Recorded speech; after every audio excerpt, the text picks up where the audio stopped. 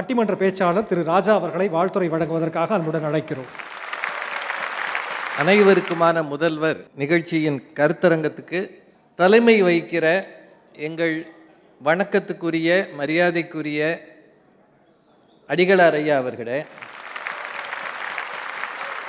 இந்த நிகழ்ச்சியிலே சிறப்பாக உரையாற்ற காத்திருக்கக்கூடிய பெருமைக்குரிய மாண்புமிகு அமைச்சர் ஐயா அவர்களே, எனக்கு முன்னால் உரையாற்றி அமர்ந்திருக்கக்கூடிய அன்புக்குரிய நண்பர் சட்டமன்ற உறுப்பினர் ஆளூர் ஷா நவாஸ் அவர்களே, இதே மேடையிலே பல பட்டிமன்றங்களிலே கம்பீரமாக பேசிவிட்டு இன்றைக்கு கொஞ்சம் தொடக்க பேச்சாளர் என்பதால் நேர வரையறைக்குள் பேசி தன்னுடைய வாழ்த்தை பதிவு செய்திருக்கக்கூடிய திருமதி கவிதா ஜவஹர் அவர்களே, கலைஞர் தொலைக்காட்சியை சார்ந்த ஐயா அமிர்தம் ஐயா அவர்களே, ஐயா மு.க. தமிழரசு அவர்களே, முன்வரிசையில் அமர்ந்திருக்கக்கூடிய பெருமைக்குரிய கழகத்தின் முன்னோடிகளே, பல இடங்களிலே இருந்து இங்கு வந்து சேர்ந்திருக்கக்கூடிய பெருமக்களே, உங்கள் அத்தனை பேருக்கும் என்னுடைய அன்பான வணக்கத்தை முதலில் தெரிவித்துக் கொள்கிறேன். இந்த மேடை ரொம்ப வித்தியாசமான மேடை. அனைவருக்குமான முதல்வர் என்று கம்பீரமாக இந்த பின்புலத்தில் தமிழக முதல்வர் அவர்கள் படம் இருக்கிறது. மேடையில் ஒரு அமைச்சர் இருக்கிறார், ஒரு சட்டமன்ற உறுப்பினர் இருக்கிறார், ஆதீனம் ஐயா அவர்கள் இருக்கிறார். நாங்கள் 2 பேர் தான் பரிதாபமாக உட்காந்துருக்கோம். ஏன்னா நாங்கள் கட்சிக்காரங்க கிடையாது. அதாவது பட்டிமன்றத்தில் ஒரு கட்சிக்காரங்க. ஆனால் தலைப்பு ரொம்ப அருமையாக அனைவருக்குமான முதல்வர் அப்படின்னு போட்டிருக்கிறாங்க. அவர் அது பதவி ஏற்கும் முன்னாடியே சொன்னார், எங்களுக்கு வாக்களித்தவர்களுக்கும் வாக்களிக்காதவர்களுக்கும் முதல்வராக இருப்பேன்னு சொன்னார். அதான் அனைவருக்குமான முதல்வர். உண்மையிலேயே 4 ஆண்டுகளை கடந்துட்டீங்க. இன்னும் ஓராண்டு மிச்சம் இருக்கு. இந்த பிறந்த நாள் ஒரு முக்கியமான பிறந்த நாள். 72 ஒரு 72 வருடங்களுக்கு முன்னால் அவர் பிறந்தபோது அவருக்கு இந்த பெயர் இடப்பட்டது. டாக்டர் கலைஞர் அவர்கள் ரஷ்ய தலைவர் ஸ்டாலின் பெயரை இவருக்கு வைத்திருக்கிறார். அதை பற்றி கலைஞர் அவர்களே 2015 ஒரு இடத்துல பேசியிருக்கிறார்.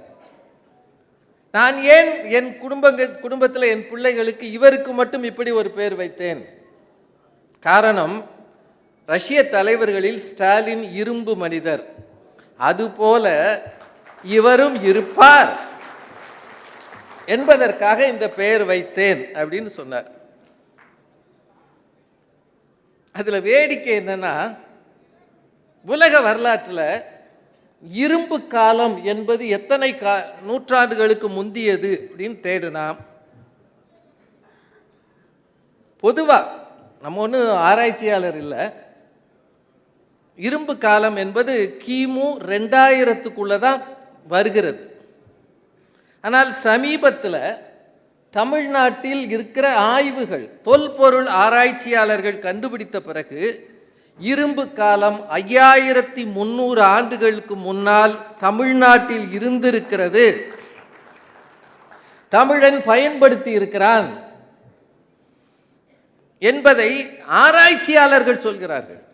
அதை நம்முடைய முதல்வர் அவர்களே பொதுமக்களுக்கு, உலகத்திற்கு வெளிப்படையாக அறிவித்தார் என்றால், அன்றைக்கு கலைஞர் அவர்கள் வைத்த பெயர் காரணம் நம்முடைய தமிழனின் இரும்பு காலத்தையும் இவரே வெளியிட்டிருக்கிறார் என்று நம்மால் உணர முடிகிறது. உண்மைதானங்க? அது எவ்வளோ பெரிய ஒரு கோஇன்சிடென்ஸ்ன்னு சொல்லுவாங்கல்ல, அது மட்டும் இல்லைங்க. நம்ம ஊரில் இந்த ஆட்சி காலத்தில் இதுக்கு முன்னாடி இந்த இரும்பு காலம் அப்படின்றத பற்றி இப்போ நம்ம அறிவியல் பூர்வமாக சொல்கிறோம். ஆனால் இலக்கியத்தில் இரும்பை பற்றி, எஃகை பற்றி நிறைய இருக்கு. செய்க பொருளை செருணர் செருக்கு அறுக்கும் எஃகு அதனில் கூறியது இல். எஃகு, இரும்பு எஃகுன்னு தான் நீங்கள் படிச்சிருப்பீங்க. எஃகை பற்றி சங்க இலக்கியத்திலையும் இருக்குது, திருக்குறளையும் இருக்குது. ஆனால் அதை வச்சு தான் நமக்கு எஃகு இரும்பை பற்றி தெரியும்னு சொல்லிக்கிட்டு இருந்தோம். ஆனால் இன்றைக்கு எத்தனையோ பேர்.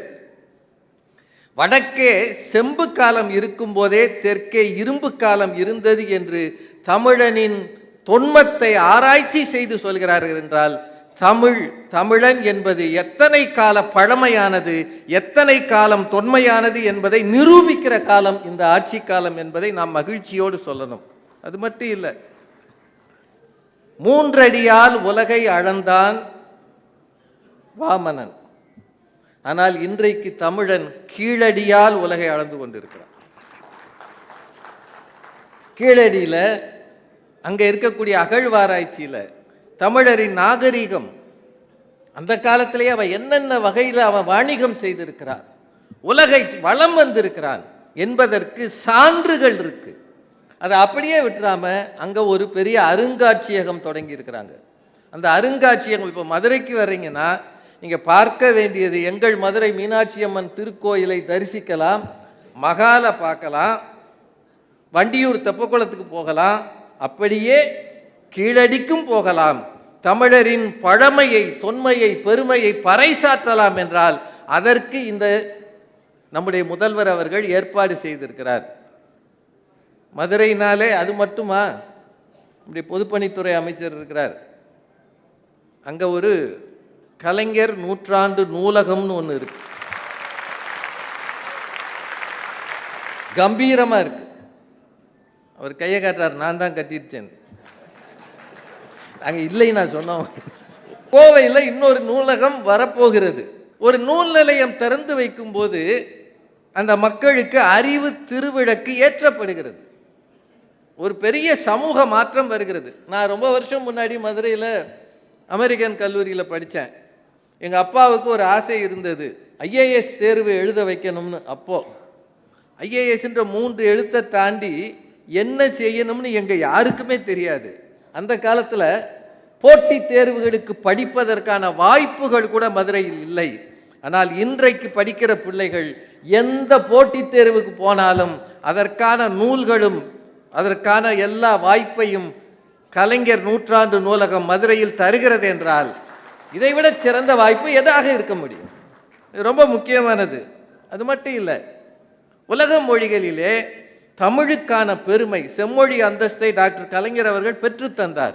இன்றைக்கு அந்த மொழியின் பெருமை குறைந்து விடாமல் தொடர்ந்து பாதுகாக்கிற பெரும் பொறுப்பை நம்முடைய முதல்வர் அவர்கள் செய்து வருகிறார். இன்னொரு முக்கியமான விஷயம், பன்னாட்டு புத்தக திருவிழா. உலக மக்கள் அனைவரும் கூடுகிற புத்தக திருவிழா எல்லா ஊர்லேயும் நடக்குது, எல்லா மாவட்ட தலைநகரங்களையும் புத்தக திருவிழா நடக்குது. இந்த தலைமுறை மொபைலை கையில் வச்சுட்டு அலைகிறது, வாசிக்கிற பழக்கம் இல்லாமல் இருக்கிறது என்பதை தெரிந்து கொண்டு புத்தகங்களை அடுத்த தலைமுறைக்கு கொண்டு போவதற்காக புத்தக திருவிழாவை இந்த அரசாங்கம் நடத்தி வருகிறது. நடத்துதா இல்லையா? ஊருக்கு நடத்துகிறாங்க. மாணவர்களை அழைத்து கொண்டு வந்து அவர்களை வாசிக்க வைக்கிறார்கள். இதில் சென்னையில் நடந்த பன்னாட்டு புத்தக திருவிழா அது ரொம்ப முக்கியமானது. இந்திய தமிழக பதிப்பாளர்களோடு சேர்ந்து உலக பதிப்பாளர்களும் இணைந்து மொழி மாற்றம் செய்வதற்கு, நம்ம ஊர் நல்ல புத்தகங்களை அங்கே மொழி மாற்றம் செய்வதற்கு, வெளியிடுவதற்கு இன்றைக்கு இந்த அரசாங்கம் ஏற்பாடு செய்திருக்கிறது என்றால் இது அத்தனைக்கும் காரணமாக இருக்கக்கூடிய அனைவருக்குமான முதல்வர் அவர்களை எல்லார் சார்பிலும் வாழ்த்துகிறோம், வணங்குகிறோம்.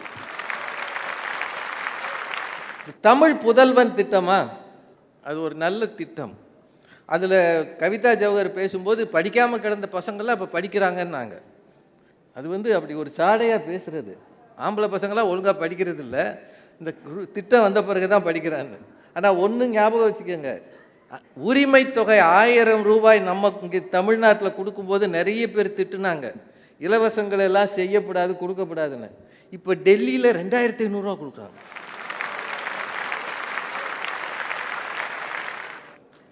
கொடுக்குறாங்களா இல்லையா? இந்த திட்டம் தவறு என்று சொன்னால் வேறு எங்கும் பின்பற்ற கூடாது இல்லையா? நீங்களே பின்பற்றுகிறீர்கள் என்று சொன்னால் அதற்கு முன்னோடியாக இந்த மாநிலம் இருந்திருக்கிறது. இத்தனைக்கும் மத்தியில் மிகச் சிறப்பாக